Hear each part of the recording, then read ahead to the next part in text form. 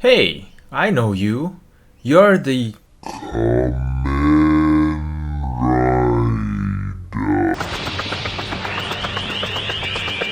What the... Shh! My identity is a secret. How did you know I'm coming later?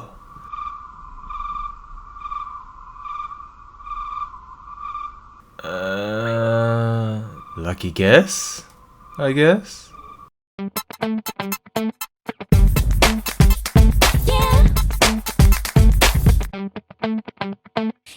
Hello and welcome back to the KenOhwee channel. Just a quick update from yesterday's review. I've tested a few things with the older Kamen Rider figure, and the new figure can hold the weapon which came with the older package. The scarves are interchangeable, however the old figure's scarf are much smaller, so putting it on the new one makes him look like a Boy Scout. And the kick effect doesn't fit with the newer one. And with that all done, today we'll be talking about the first man to ever don the title of Kamen Rider, Mr. Takeshi Hongo. Or in the series they always call him Hongo Takeshi. As always, we start by talking about the box design. Figure himself posted at the front with eyes that say, "Buy me, stranger." His name in Japanese with a sneak peek of the figure, more mention of his name, this time in English at the side, and at the other, another close-up shot, "Buy me now, stranger." And at the back, more poses and highlights of his molding and option parts. So without further ado, let's henshin. I'm not exactly sure why they used this costume as a design reference for this figure instead of others.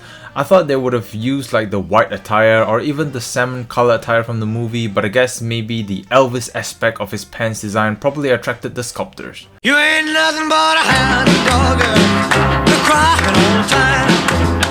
You ain't nothing but a... But taking a closer look at the face sculpt, I'd say they did a relatively good job with the face, better than a lot of their face sculpts in the past, but this face just seems a lot grumpier, which I feel sacrifices on the charismatic look which is present on Hiroshi Fujioka himself. This face says, "I'm going to kick your ass, I am cool."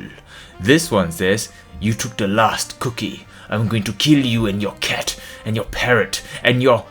You get my point.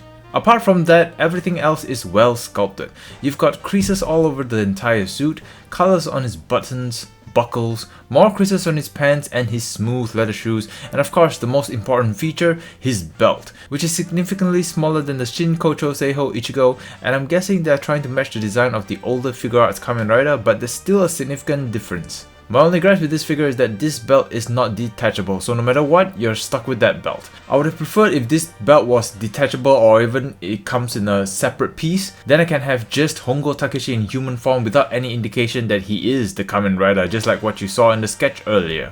Overall, I still think S.H Figuarts did a pretty good job considering the massive amount of pressure they're trying to capture the likeness of Hiroshi Fujioka without screwing up. So let's find out if the main man can move. Head and neck is connected on the ball joint, so twist side to side, up and down, pivot, no problem. Butterfly joint which can go left and right thanks to the cut at the front, up and down, 360 arms, move outwards, arm swivel, elbow rotation to replace bicep twist, wrist 360 and move up and down. There's only one ab cut and that's connected on the ball joint, so twist king, pivot, crunch forward that far and arch backwards that far, ride a split, kick up, can't kick back thanks to his expensive coat, thigh swivel, knee flex, thanks to his Elvis pants his feet can barely pivot, can only move around this much, but at least he's got maximum twinkle toes. Yay! Moving on to his accessories, he comes with 3 extra pairs of hands and 1 special hand, so starting with his equipped hands, the Shocker Thug punching hands, reaching out hands, Rider Chop hands, weapon wielding hands which can also hold the weapon from the previous figure, and the special hand, the pointing hand.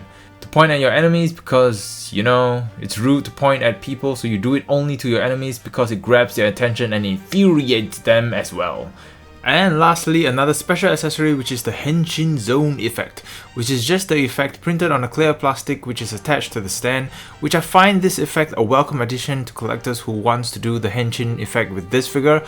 However, my only gripe is that it is positioned a lot shorter than where the belt is positioned on the figure, so you'd have to elevate the stand if you want to match it.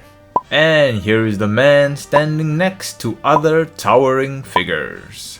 So, in summary, despite not having a lot of accessories, I gotta give credit to Bandai for a well executed figure. This figure looks a lot like the man himself, although a little bit more angry, and he does come with a decent amount of articulation even though there's minimal foot movement and no bicep twist, but overall, coupled with my respect for the character, Hiroshi Fujioka, and Bandai's effort, I'd say this is an amazing Hongo Takeshi action figure. That sums up today's episode, and I hope you guys still enjoyed the video. Don't forget to help leave a like if you did, and subscribe if you're new, and thank you guys very much for watching. I really appreciate it. I hope you guys are embracing your inner Kamen Rider and having a great week. Stay awesome, stay geeky, and I'll see you guys at the next video.